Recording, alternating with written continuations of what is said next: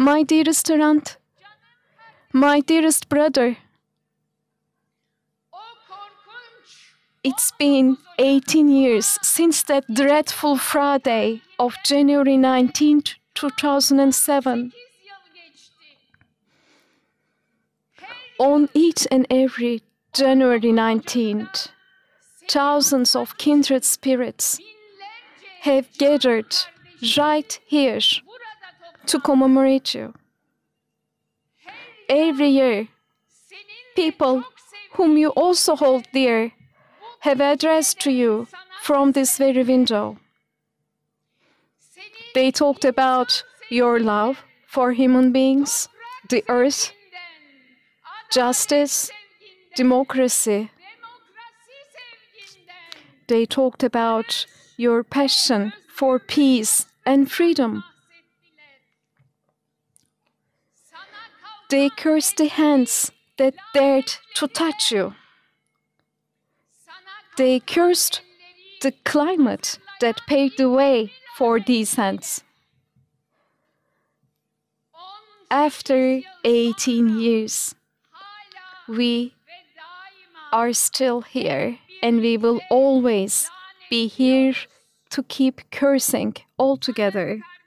My dearest brother, my beautiful Hrant, this year, your beloved friends of Hrant, asked me to do this year's commemoration address and to talk to you from this window. How could I possibly say no, I can't make it? After all, I, as Takuhi, have always been there for the beautiful young people of Aras and Agos. I said, for sure. I said yes, but it's easier said than done.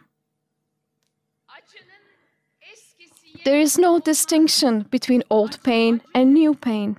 Pain simply exists as it is. As if the pain of your loss weren't enough, I now endure a renewed ache of losing a brother. 40 days ago, I took Tomo to Balıklı Cemetery and with my own hands buried him in the bosom of the Tovmasyans. You know, just 2 steps away from you. He rests right next to your friends, Torkom Beşiktaşlıyan. Few steps away, where Sarkis-Cherkesyan lies right next to Armenian victims' memorial, and then poets Misak Medzarans and Garbis Cancikyan resting in adjacent graves. So I laid him to rest right with my grandpa Gazaros, grandma Takuhi, their sons Sarkis and Bedros, their daughters-in-law Sitvart and Mari, in the earth of the Tovmasyans. Every time I visit the cemetery, every time I remember the loved ones I have lost, every time I cook semolina halva to honor the soul of my dearest people, my heart aches with the painful memory of my great-uncle Mardik. My dearest Hrant, our hearts would cherish the same joy and would suffer the same pain. Yet it seems to me that there was always more pain and less joy. Whenever we came together, the songs were laden with sorrow. When Raquel sings the folk song with her poignant voice, yes, pulpulem, mi pununem, sarine, sirdas potse, sirdas hotse, meche, liki, arine. Translated as, I'm a nightingale, I have a nest out there on the mountain. There is a fire in my heart and scars in my heart, full with blood. So every time Raquel sings this song with her poignant voice, the century-old painful sufferings of our ancestors, whether shared or unshared, find their voice.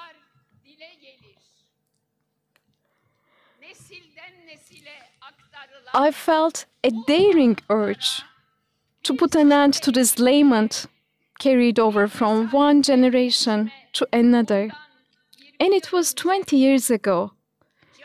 And completely out of my courage of ignorance, I completely forgot that every 10 or 20 years in these lands, new plots are devised to revive our painful sufferings.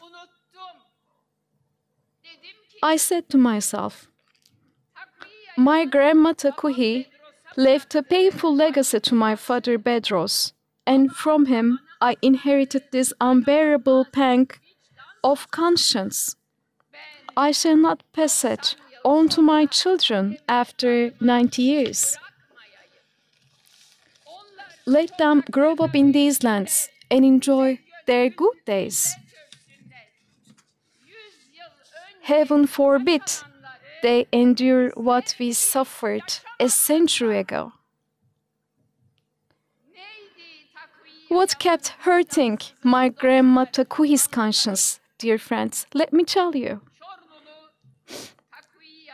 In her late 20s, my grandma Takuhi from Çorlu agreed to marry my grandpa Gazaros Efendi. Before Takuhi, my grandpa Gazaros had been married to a beautiful woman from Çorlu named Sofek. They had 3 children named Mardik, Garbis, and Agamni. At that time, the family moved from Çorlu to Istanbul and settled in Yedikule. Yet, Sofik Yaya passed away at a young age due to tuberculosis, leaving Grandpa Gazaros a widower with his 3 kids. He decided to remarry and started looking for a bride from their hometown Çorlu. His relatives joined forces and convinced Takuhi and got them betrothed. So as not to intimidate the bride-to-be, Gazaros Efendi downplayed the number of his own kids and passed her the message that he had 2 children instead of 3.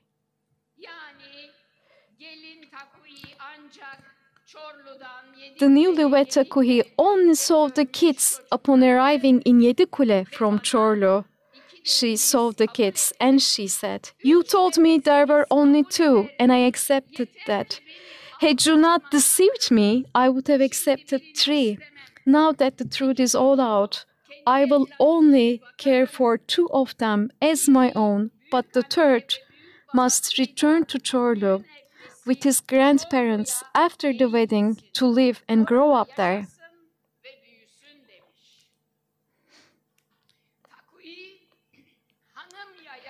Takuhi Hanım, my grandma, kept her promise. She took the 2 children of Gazaros Efendi into her heart, loving them dearly and raising them.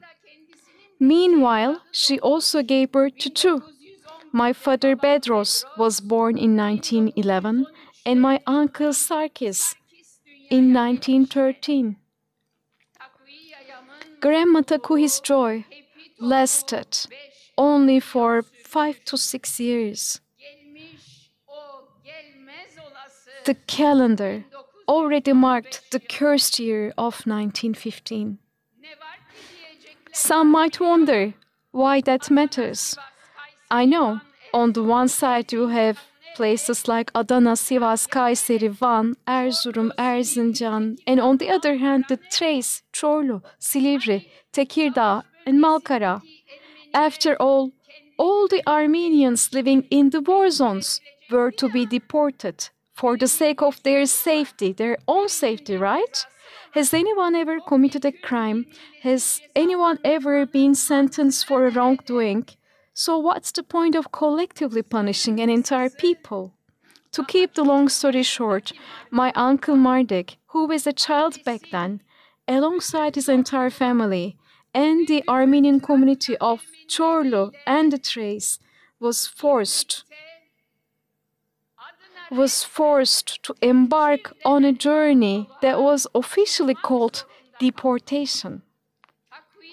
Since that very date, Grandma Takuhi never knew how to smile again. She went on to raise her children, yet she always kept thinking of the little Marduk she had rejected. Months and years went by, yet Grandma Takuhi never lost her hope of finding him alive. She did everything in search of Marduk, but to no avail. No one had ever known of him or seen him. Marduk should be a grown man by now. He should become a lad. Who would ever know? Perhaps he became the adopted son of a family. Perhaps he was assimilated as a Kurd or a Turk. Or perhaps he grew up at one of the orphanages run by American missionaries. My grandma never ever considered the likelihood of Marduk being dead. By 1957, when she passed away at the age of 80 due to sarcoma, she had endured immense suffering, much like all the daughters and sons of her people. Yet, none of these sufferings were as painful as her pang of conscience. My father Bedros shouldered this sorrowful legacy from his mother. He kept writing letters addressed to Armenians scattered all over the world, and tirelessly searched for Marduk. He also departed in disappointment in 1975 without finding a single trace of his stepbrother. As for me, I inherited this pang of conscience from my grandma and my father. I was 23 years of age when I cooked semolina halva for the soul of my father. It was utterly difficult, and I wept a lot. And in my grief, I found a way to hold on to the life. I started talking to my father as if he were alive and sitting right across from me. I would ask him questions, and I would answer instead of him. These conversations started helping me out.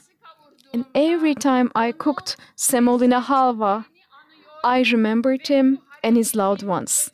And I came to think and believe that this gesture of mine somewhat brought happiness to him in his resting place.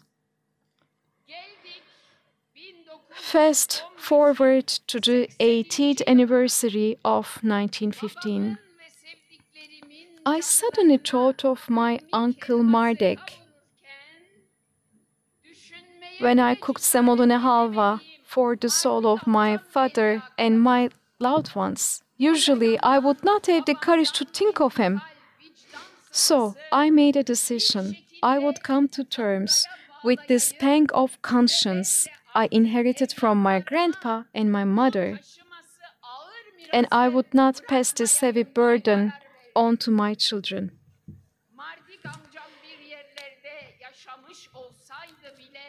Even if my uncle Marduk had survived and lived somewhere, he would have been gone by now. So I resorted to what I know the best. I cooked semolina halva for his soul. From that moment on, every time I cook semolina halva, I do remember Uncle Marduk, and I also ask those tasting it to commemorate him as well. I believe that in this way, Grandma Takuhi would finally peace in her resting place. My father, who departed in disappointment and on watch, would finally close his eyes. And most notably, I would find the peace of mind in not passing on a painful legacy to my children. And I had it all. It was such a relief. Don't even ask about it. Remember, I just mentioned my courage of ignorance? This perfectly describes how things transpired. In 2007, on the 19th of January, on a Friday, just around this time, right here, they shot down my dearest soulmate, Rant. Imagine, I was doting on my children, my nephews and nieces, all the young ones, so that they no longer hear the painful stories we inherited from our elders, so that they could live to the fullest and enjoy in these lands. How could I have dared to be so ignorant? In broad daylight, right in the heart of Istanbul, right before our eyes, they assassinated an Armenian journalist.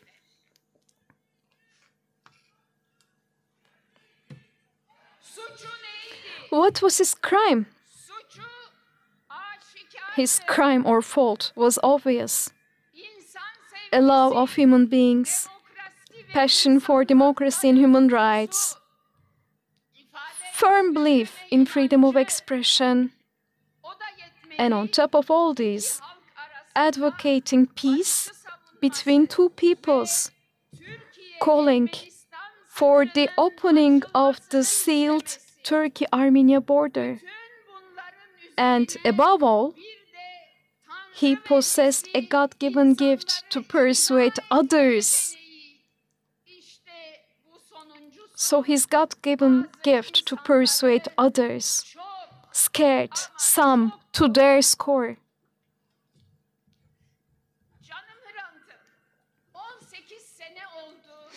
My dearest Rant, it's been 18 years. Just as my grandma Takuhi could not accept Uncle Mardik's death, I cannot and will not believe in your passing. I simply cannot accept it. And I cannot bring myself to cook semolina halva for your soul. My heart aches, just as it did on the first day. I've been wrecked with so much pain. Then I figured I found a solace to cope with this unbearable pain. See, my beautiful brother, you have my word. You lived your life for a dream you put all your heart, mind and breath into. You know, that sealed border gate, if and when it opens, I will grab my copper pot, inherited from my grandma Takuhi, and cook semolina halva right at the opened gate. I don't know if I will be alive to witness the day when your dreams come true. But if I am, I will keep my promise. This is the only thought that gives me solace. So much so that at times I get so carried away and nurture this dream of mine. I envision cooking cauldrons of semolina halva, not just one, but dozens, for all the souls who lost their lives, or rather whose lives were taken for pursuing an idea, for pursuing a dream.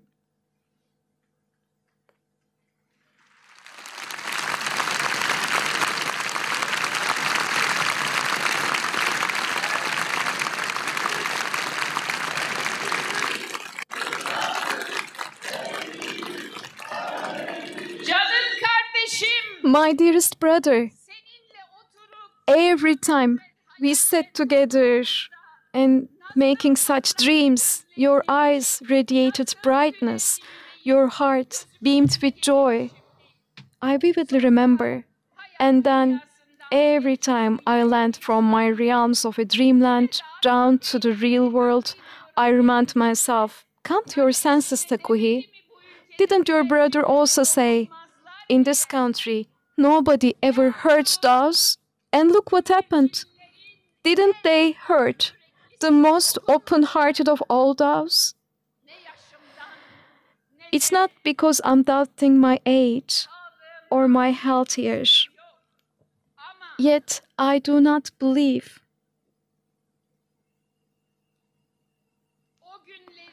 I do not believe that I myself will witness that day. Regrettably, to me, it feels like these days are so far away. Yet, I want to believe that you will be able to bear witness to that day. So here is my last will to you. Please make my dream come true. And when that day comes, cook semolina halva on my behalf. Take your pans and pots. Go to the border gate in cars. Serve the halva to the people on both sides of the bank. And do not stop there. When peace finally arrives in this country, go to each and every border gate, to Habur, Sarp, İpsala, Kapıkule, Karkamış, Ceylanpınar, and cook semolina halva, accompanied by your prayers in every language.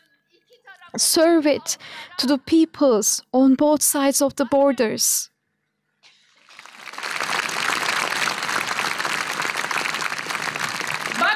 See, even the sheer idea of this dream has given me some relief.